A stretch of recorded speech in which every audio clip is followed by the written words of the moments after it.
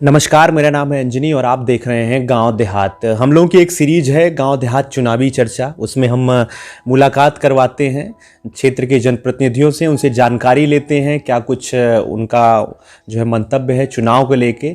जी हाँ, उत्तर प्रदेश में विधानसभा चुनाव की घोषणाएं हो चुकी हैं। 27 फरवरी को अमेठी और सुल्तानपुर में वोटिंग होगा।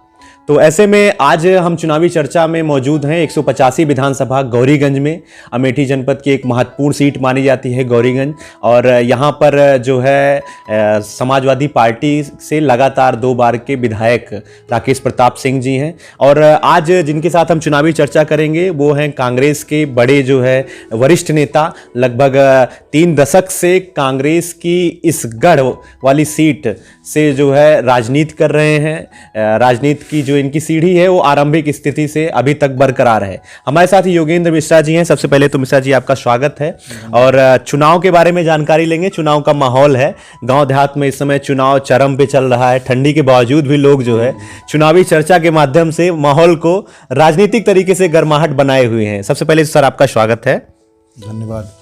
कांग्रेस की अगर हम बात करें यहाँ की सीट से, तो जो है 8 बार यहाँ से कांग्रेस का विधायक रहा है और आप कांग्रेस के पुराने कार्यकर्ता हैं, नेता हैं, और इस बार जो है प्रत्याशी पद की दौड़ में भी अग्रिम पंक्ति में आप शामिल हैं। क्या कुछ आप बताना चाहते हैं?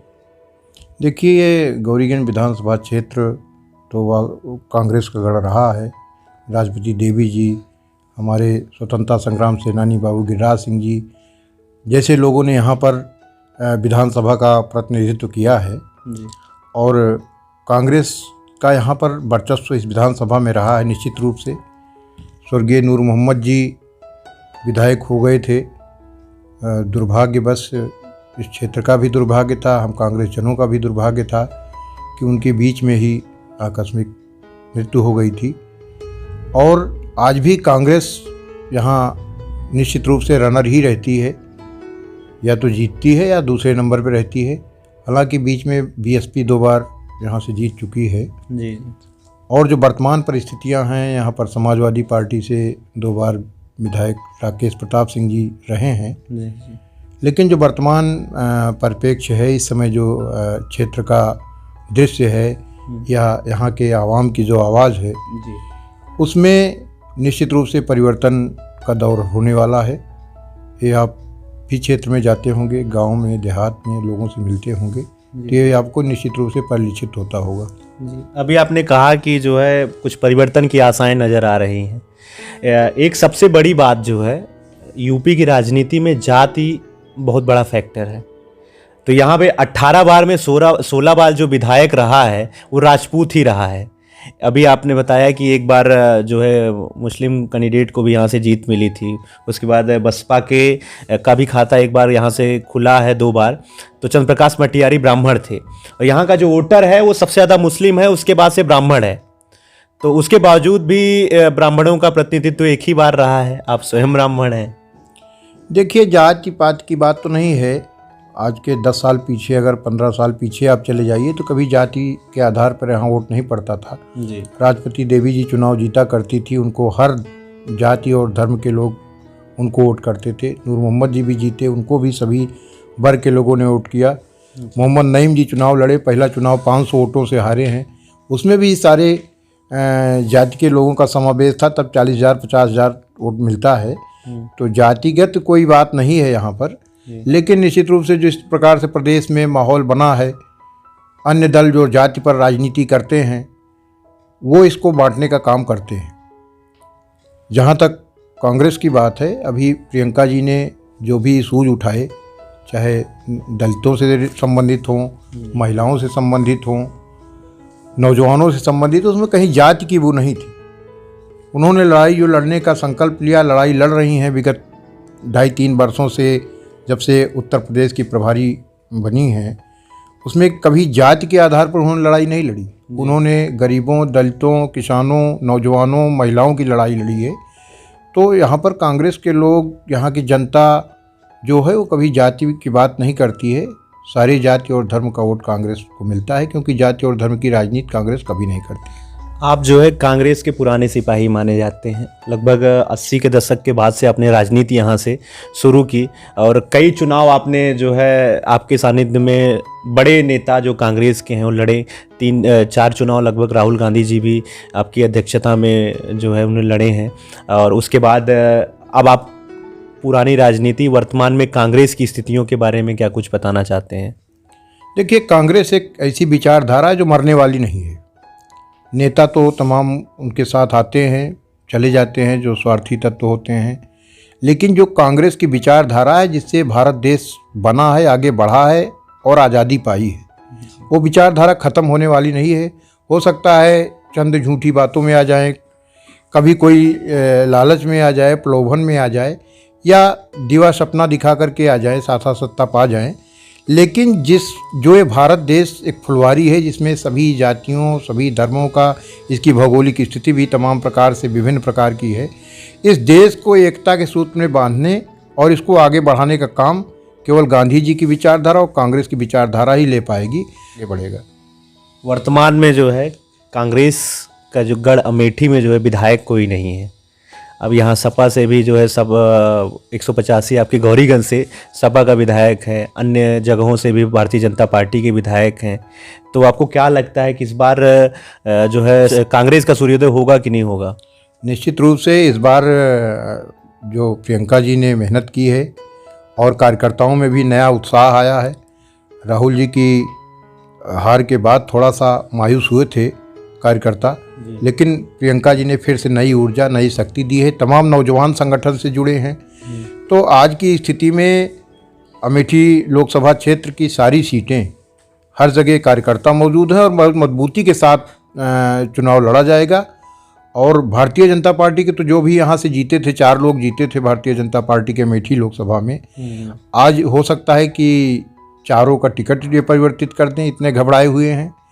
नहीं तो उनकी हार तो सुनिश्चित ही है, एक प्रत्याशी कोई भी लाएं, क्योंकि समाज में, क्षेत्र में और यहाँ के विकास के लिए जिस तरह से केंद्र में, प्रदेश में सरकार थी, जो इन लोगों को करना चाहिए था, होना चाहिए था, जिन वादों पर ये आए थे, रोजगार देने के नाम पर आए थे, तमाम झूठे वादे करके आए थे, वो कुछ कहीं सही उतरा नहीं। तो इनके कोई भी कैंडिडेट्स भाजपा का तो इस बार अमेठी के अंदर खाता नहीं खुलने वाला है विधानसभा में। अच्छा, ऐसी 5 समस्याएं हम लोग जानना चाहते हैं अमेठी में, आपके गौरीगंज में, कि क्या कुछ व्यवस्थाएं बदली हैं कि नहीं बदली हैं? स्वास्थ्य के क्षेत्र में क्या कुछ सुविधाएं होनी चाहिए थी? कोविड के टाइम से जो है बड़ी समस्या स्वास्थ्य की सामने उभर कर आई थी, वो दूर हुई कि नहीं हुई? देखिए, स्वास्थ्य की जहाँ तक हम बात करें तो यहाँ पर अभी कोई भी बात हो जाती है, चाहे एक्सीडेंट हो जाए या कुछ भी हो जाए, तो सबसे पहले यहाँ लोग यहाँ से 50 किलोमीटर के एरिया में, चाहे जो भी हो, चाहे प्रतापगढ़ जनपद का सीमा रहा हो, चाहे सुल्तानपुर की सीमा रही हो, लोग संजय गांधी अस्पताल लेकर के सबसे पहले आते हैं। जो सुविधा राजीव जी के समय से आज तक चली आ रही है, एक बड़ा हॉस्पिटल यहाँ को उसी परिवार ने दिया, और इंदिरा गांधी नेत्र चिकित्सालय इतना बड़ा दिया है कि उत्तर भारत में सबसे बड़ा हॉस्पिटल यहाँ पर नेत्र का है ये।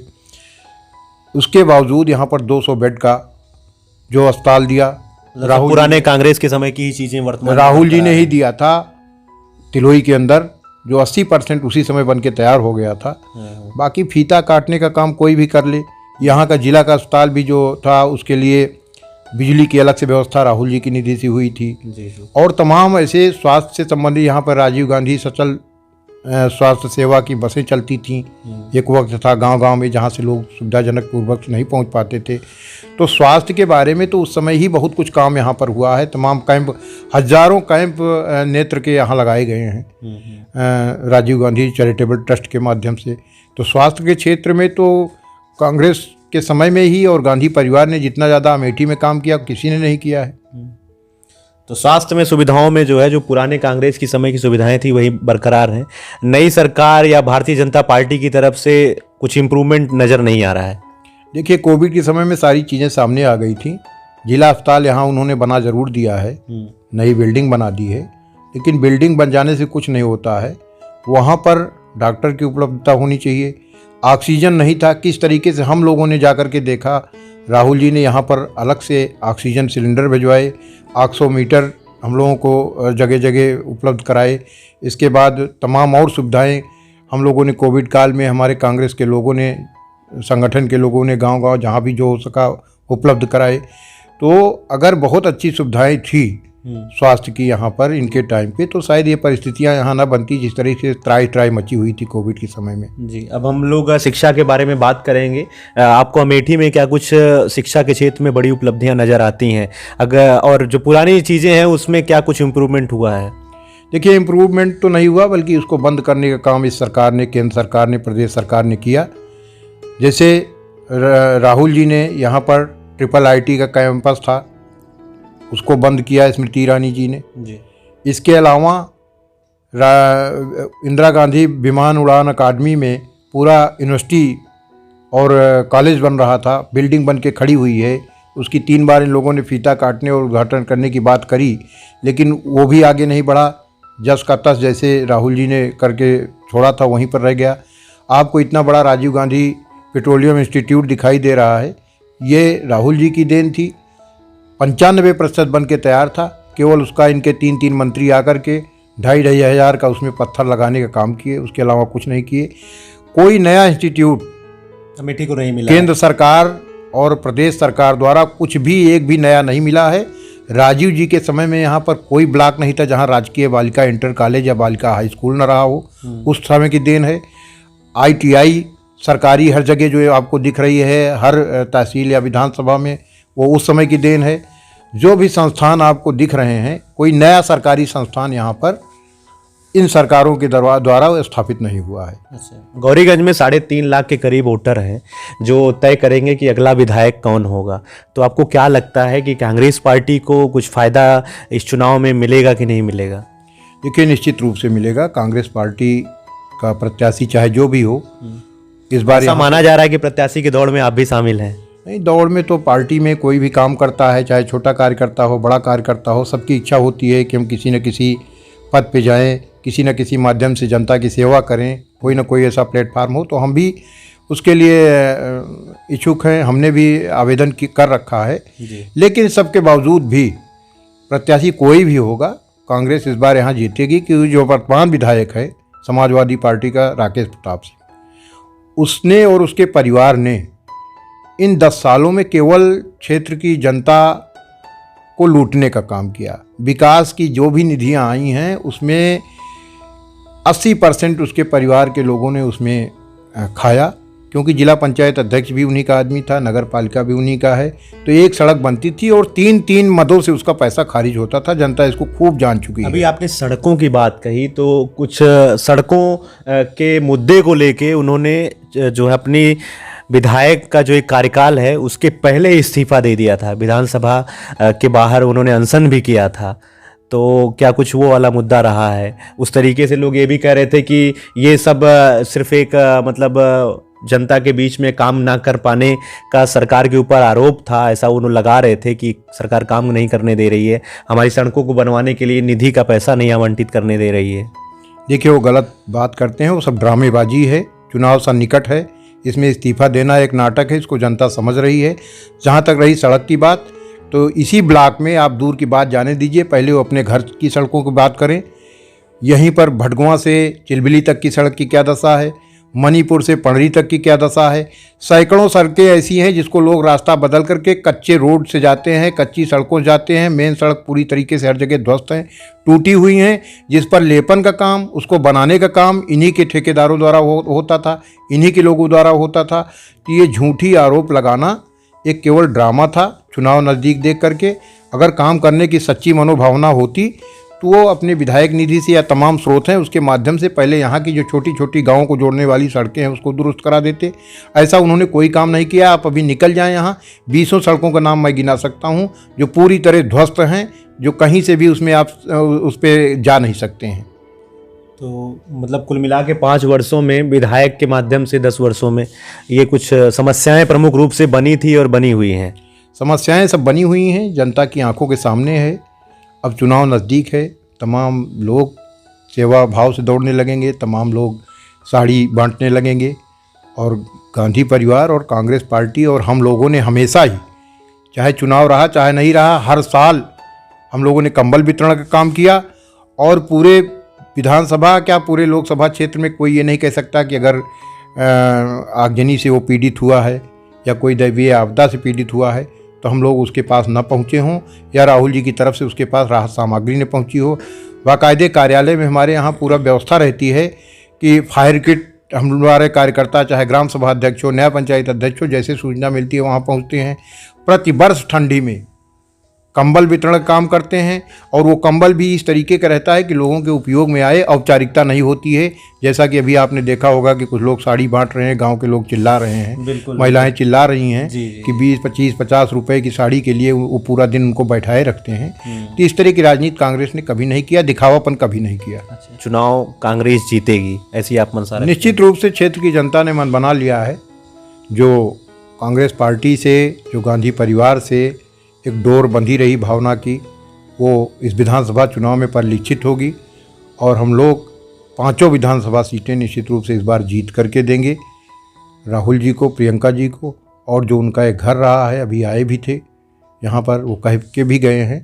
और यहाँ की जनता ने, सबसे बड़ी बात तो है कि यहाँ की जनता ने, आमजन ने, किसानों ने, महिलाओं ने, मजदूरों ने, ख़ास तौर से नौजवानों ने, जो बिल्कुल ठगा महसूस कर रहा है रोज़गार के नाम पर, सारी चीज़ें बंद हो गई। तमाम बड़ी बड़ी फैक्ट्रियों का जो था, राहुल जी ने तमाम प्रोजेक्ट्स यहाँ पर लाए थे कि इससे आने वाले समय में नौजवानों को रोज़गार भी मिलता। वो सब आगे बढ़ाने को कौन कहे, सब बंद कर दिए गए हैं, सब ठप पड़े हैं। तो इसका जवाब इस विधानसभा चुनाव में दिया जाएगा और कांग्रेस यहाँ पर निश्चित रूप से गौरीगंज सहित सारी सीटों पे जीत हासिल करेगी। जी, बहुत बहुत धन्यवाद मिश्रा जी। तो आज हम लोग गांव देहात चुनावी चर्चा के अपने इस सीरीज में मुलाकात आपकी करवा रहे थे 185 विधानसभा गौरीगंज से कांग्रेस के प्रमुख प्रत्याशी के रूप में जनता के सामने आए मिश्रा जी से। तो आगे और भी प्रत्याशियों की जानकारी गांव देहात की चुनावी चर्चा सीरीज के अंतर्गत हम आप तक पहुंचाते रहेंगे। तब तक के लिए आप बने रहिए गांव देहात और देखते रहिए गांव देहात। आपका बहुत बहुत धन्यवाद।